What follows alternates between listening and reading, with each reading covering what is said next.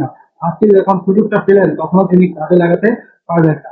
এই যে তানজিদ তামিমের উইকেটটা পড়ে গেল, একটা ধাক্কা সেখান থেকে শুরু হয়।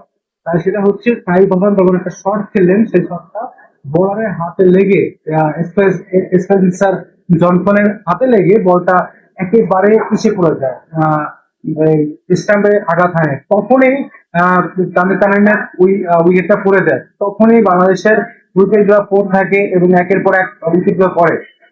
একমাত্র তাহিদ হৃদয় 61 রান করেছেন এবং শেষ পর্যন্ত তিনি ব্যাটিং এ ছিলেন। কিন্তু অন্যগুলা যে ব্যাটসম্যান রয়েছেন তারা কেউ কোনো কাজ ভালো ব্যাটিং করতে পারেনি, ভালো স্ট্রাইক রেট করতে পারেনি, স্ট্রাইক রেট মেনটেন করে খেলতে পারেনি। অ্যাটলিস্ট 140 রান 150 রান সম্মানজনক সেটাও করতে পারে না টিম বাংলাদেশ।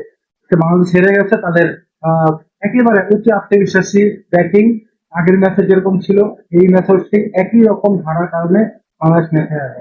শামীম পাটোয়ারির কথা বলবো। শামীম পাটোয়ারিকে আজকে কেন একইবার আবার নেওয়া হলো? তারপর দুইটা ম্যাচে খারাপ করার পর 3 নম্বর ম্যাচে তাকে রাখা হলো কেন? এই প্রশ্ন উত্তরটা আসলে কেউ জানে না। আমাদের টিম ম্যানেজমেন্ট ছাড়া আর অন্য কেউ জানে না। এই দিকে লক্ষ্য রাখা উচিত। বাংলাদেশ টিম হেরে গেছে এবং এই হারা থেকে শিক্ষা নিয়ে আগামী আহ সিরিজগুলোতে কামব্যাক করতে হবে, এটাই কাম্য। সবাইকে ধন্যবাদ। ভিডিওটি লাইক করলে, ভালো লাগলে অবশ্যই লাইক কমেন্ট করবেন।